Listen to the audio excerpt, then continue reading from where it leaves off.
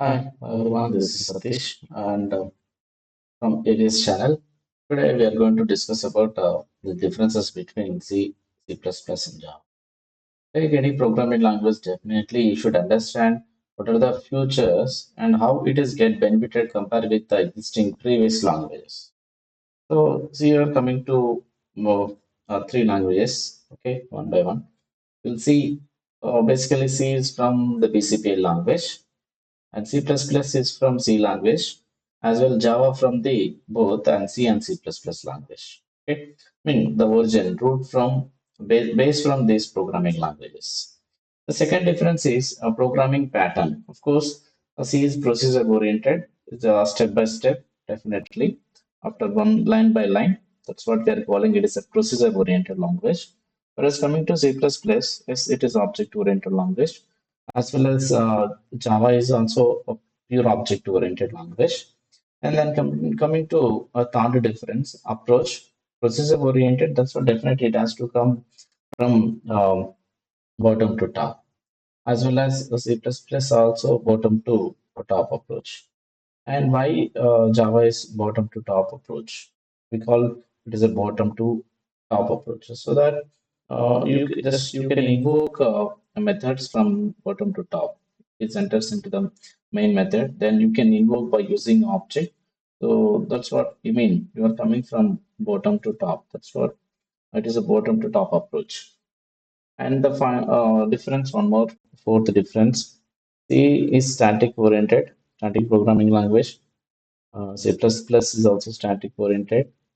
And coming to Java, dynamic programming language. Why Java is dynamic programming language? You can assign memory at the runtime. Okay. It is not possible, of course, in C and C++, but you can allocate. I mean, when you are creating object based on that, the memory is allocated in a heap. Right? You can do some modifications or updations. But that is not possible in C and C++. That's what it is a static programming. And code execution, with the difference, is directly it can be executed. Nothing if your operating system is available, yes, you can execute program directly, no problem. Whereas coming to C++, it is also executes directly. Whereas coming to whereas coming to Java, a JVM is going to execute your program. Okay, and here for the C and C++, for the C and C++,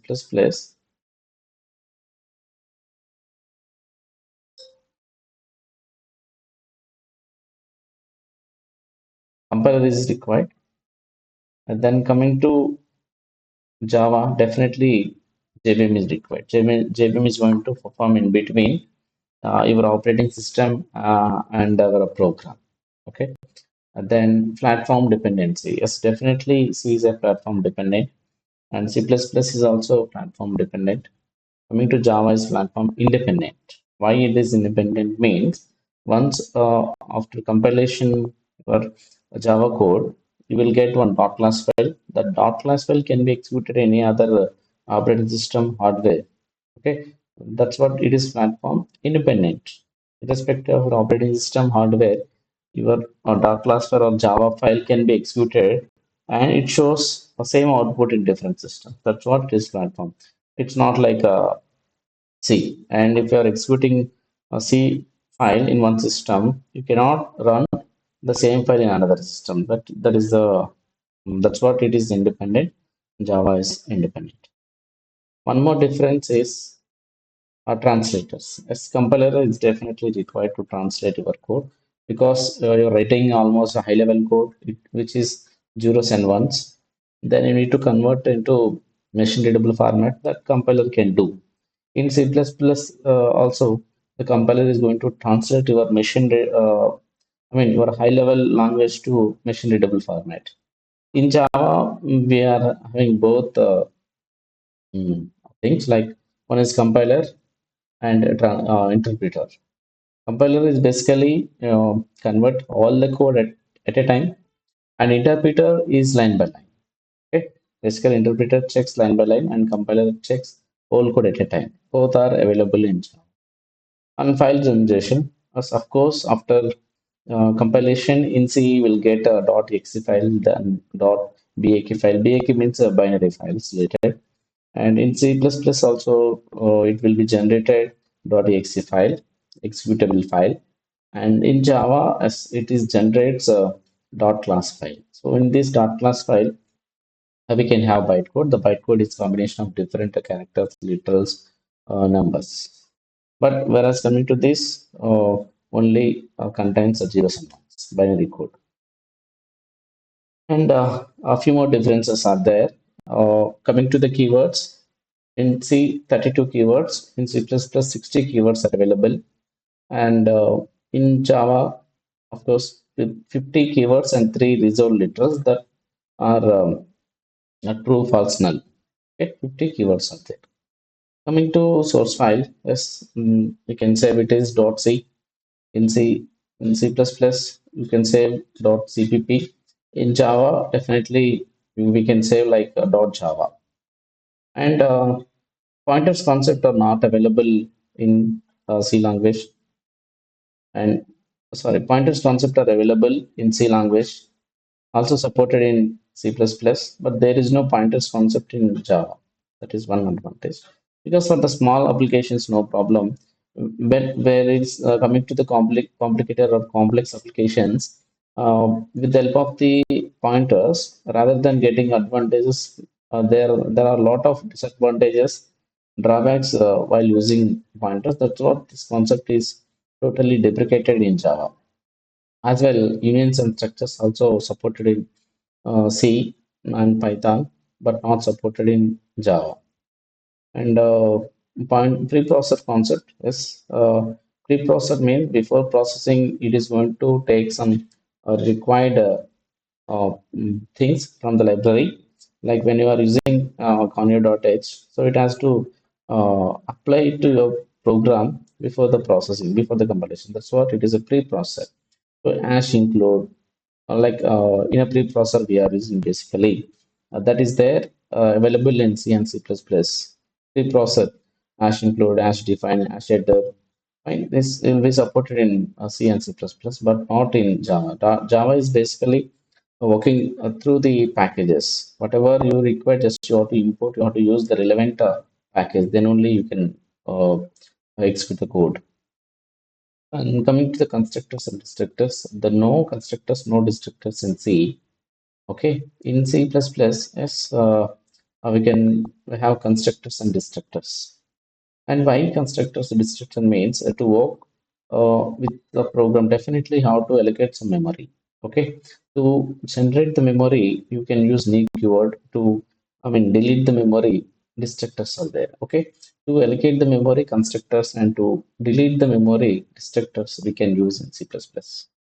Coming to Java, only constructors concept, no destructor. Then why? How you can delete the existing memory or used memory? So that can be all automatically deleted by garbage collector. No problem. So no constructor destructors in C language. Okay, and constructors or destructors are available in C++. In Java, only constructors. Coming to exception handling, as no exception mechanism in C. In C++, as there is a static declaration, static, checked exceptions we can handle. Coming to Java, Java can handle runtime exceptions as well as compile time. Means checked exceptions and unchecked exceptions are available in Java. Whereas coming to C++, only checked exceptions are available. And then as well, memory allocation. Yes, to allocate the memory, to give the memory and see, you can go with canlock, malloc, free, and realloc.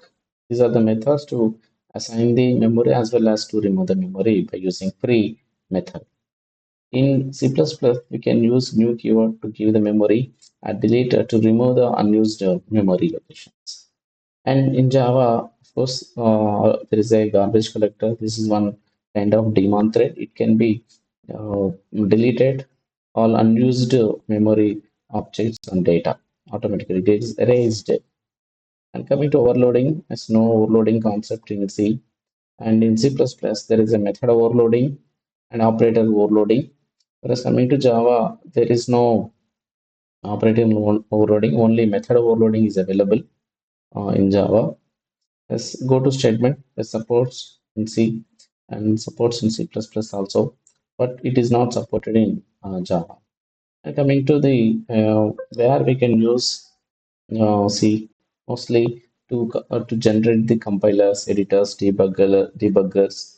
Okay, I like to develop IDEs. Even coming to the Java, JVM is developed by C only. Okay, and mm, Java program is independent, but not JVM. JVM is dependent. JVM is dependent because JVM is also a kind of compiler that is developed by C. The C is independent. That's what JVM is also independent. But Java is independent. Okay, this difference you have to understand. JVM is dependent. Java is independent. Then, so mostly, C is we are using to develop the compilers, editors, debuggers, assemblers, embedded applications. Mostly we are using C language. And a system level programming, system applications or desktop applications we can develop by using C++. Where when you can use Java, when you can opt why Java is important means, as I'm sure, coming to that from 2000 to 2020, Java is in first place. Okay, most of the uh, applications are developed by Java only. And so, because it is helps to develop standard applications J2SE standard edition and J2EE enterprise edition and the J2ME mobile edition. Mobile applications as well, enterprise applications, web applications, and standard applications we can develop by using Java. Okay. These are the differences between C, C++, Java. I hope you understand clear. Thank you very much.